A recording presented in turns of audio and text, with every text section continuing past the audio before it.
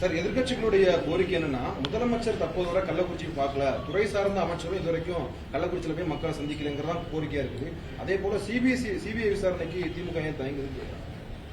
CBI லட்சத்தில் தான் நான் சொன்னேங்க. 570 கோடி கண்டுபிடிக்கப்பட்டு கொடுத்து 8 வருஷம் ஆகுது. ஒரு இம்ப்ரூவ்மெண்ட் இல்லை, ஒன்றும் இல்லை. ₹1 என்றால 570 கோடி. It is a court order, direction of the court. அதுக்கு பிறகு என்ன நடவடிக்கை எடுத்தாங்க? எடப்பாடிக்கு இந்த குட்கா கேஸ்ல சிபிஐ போட்டது இதுவரை என்ன நெட் ரிசல்ட் வந்தது? சிபிசிஐடி மேல சந்தேகப்படுவதற்கு என்ன காரணம்? மாநில அரசு கட்டுப்பாட்டில் இருக்குன்றதுனால அதே மாநில சர்க்கார் கட்டுப்பாட்டில் இருந்த காவல்துறை விசாரணை தானே எடப்பாடியை விடுதலை செய்யப்பட்டார். நான் போட்ட கேஸ்ல அது தப்பா பிரிச்சு பேசுறாரு எடப்பாடி. நான் இன்னும் வாபஸ் வாங்கிட்டேன். சத்தியமாக வாபஸ் வாங்குற பரம்பரையில் நான் வரவில்லை. எல்லாருக்கும் தெரியும், உங்களுக்கு எல்லாருக்கும் தெரியும், நான் எந்த கேஸும் வாபஸ் வாங்கவில்லை. ஆனால் சுப்ரீம் கோர்ட்ல இந்த வழக்கு வந்தது. இவர் தான் போய் ஸ்டே வாங்கினார், சிபிஐ விசாரிக்கூடாது. அப்பொழுது அந்த வழக்கு விசாரணைக்கு வருகிற போது நானும் சொன்னேன், சிபிஐ விசாரணை வேண்டாம்னு சொல்றாரு. எனக்கும் வேண்டாம் அப்படின்னு ஸ்டேட் போலீஸே விசாரிக்க வந்தாங்க. அதை விசாரித்த நீதிபதி தமிழ்நாட்டு போலீஸும் ஒழுங்காக நடத்துன்னு சொல்லிட்டு அவர் கிளீன் சீட்டு கொடுத்துட்டு எனக்கு ஒரு ஆப்ஷன் கொடுத்தாரு. பாரதி வேண்டுமானால் இந்த வழக்கை தொடரலாம் அப்படின்னு கொடுத்தாரு. எதுக்காக சொல்றேன்னா, அவருக்கு சாதகமா வந்தா போலீஸை நம்பலாம். அவர் தான் போலீஸ் அமைச்சர். அவர் கீழே வேலை செய்கிற அதிகாரி தான் சாங்ஷனே கொடுக்கிறார். அந்த அதிகாரி தான் விசாரிச்சாங்க. அதிலே அவர் விடுவிக்கப்பட்டாரா இல்லையா?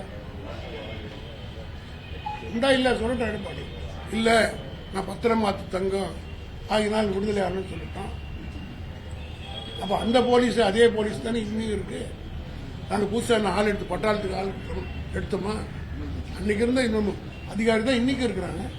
அதிமுகவுக்கும் பாஜகவுக்கும் சம்பந்தம் எந்த அடிப்படையில் திமுக எந்த அடிப்படையில் நிர்மலா சீதாராமன் திமுகவுக்கு இருக்குன்னு சொன்னாலும் அந்த அடிப்படையில் நான் சொல்றேன். பாஜக தலைவரான அண்ணாமலை மற்றும் தமிழிசை சவுந்தரராஜன் கூட போயிட்டு கவர்னரை இப்ப சந்திச்சிருக்காங்க. தமிழக அரசு இது குறித்து நடவடிக்கை எடுக்க வேண்டும், சிபிஐ விசாரணை நடத்தப்பட வேண்டும் சொல்லி நீங்க அழுத்தம் கொடுக்கணும்னு சொல்லிட்டு ஒரு மெமரண்டம் கொடுத்துருக்காங்க. அவர் எப்படி பண்றாருன்னு பார்ப்போம். அவருக்கு என்ன அதிகாரம் இருக்கு?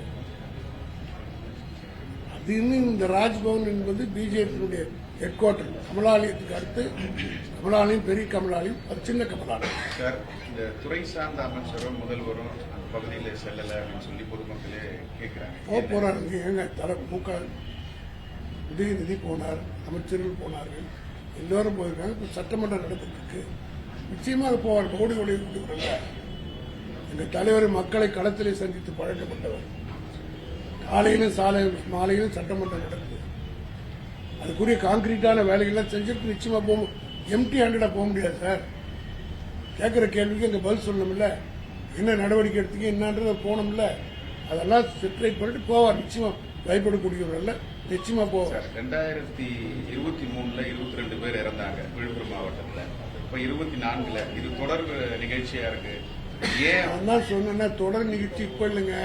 1938 இருந்து இந்தியா பூரா நடந்தது. போன வருஷம் மொத்தம் 6000 பேர் இந்தியா பூரா செத்துருக்காங்க. அதுல உத்தரப்பிரதேசம் பிஜேபியில ஆளுகிற உத்தரப்பிரதேசத்தில் மொத்தம் 200க்கு பேர்பட்டவங்க 2020 23 செத்துருக்காங்க. அங்க சிபிஐ முடியாதுன்னு சொல்லிட்டாரு. சிபிஐ விசாரணை ஏற்கனவே ஒரு அனுபவம் பட்டிருக்கோம். அனுபவத்தினுடைய அடிப்படையில் தான் இந்த நடவடிக்கை. உடனே சீஃப் மினிஸ்டர் வந்து கான்பரன்ஸ் கூப்பிட்டார். போலீஸ் ஆபீசர் நடவடிக்கை எடுக்க சொல்லிட்டார். ஆனால் தொடர் கண்காணிப்புல ஏன் செய்யல? தொடர் கண்காணிப்புல தாங்க இந்த நடவடிக்கையில் எடுத்திருக்காரு. இத்தனை பேர் மேல குண்டாஸ்ல ஆக்ட் பண்ணிருக்காரு. புள்ளிவிவரத்தோடு இருக்காரு. சட்டசபையிலே தலைவர் படிச்சார். விழுப்புரத்துக்கு பிறகு எத்தனை பேர் குண்டாஸ்ல போனாங்க, எத்தனை லிட்டர் சாராயம் கைப்பற்றப்படுது, அதையெல்லாம் எப்படி அழித்திருக்கிறார்கள் எல்லாம் சொல்லியிருக்காங்க. Rome cannot be built on single day. வேற தாழ 60-70 வருஷமாக இருக்கிற ஒன்றை ஒரே நாளில் மாற்றிட முடியாது. விழுப்புரம் பக்கத்திலேயே வந்து சாராய பாக்கெட் கேட்டு ஒருத்தர் சாப்பிட்டு நம்ம ராயப்பேட்டை ஹாஸ்பிட்டல் அட்மிட் ஆனார். எங்க டிஜிபியா லஞ்சம் வாங்கினார் தமிழ் அவருடைய ஆட்சி காலத்தில் சொல்றாங்க. தொடர் கண்காணிப்பு இல்ல, நான் சொல்றேன் இல்ல, நான் அது நியாயப்படுத்தியே பேசுறேன். நான் முதலே சொல்லிட்டேன், தவறு நடந்திருக்கிறது. அதுக்குரிய தண்டனை அவர்களுக்கு வழங்கப்பட்டிருக்கிறது. காவல்துறை சார்ந்தவர்களுக்கு சஸ்பெண்ட் செய்யப்பட்டிருக்காங்க.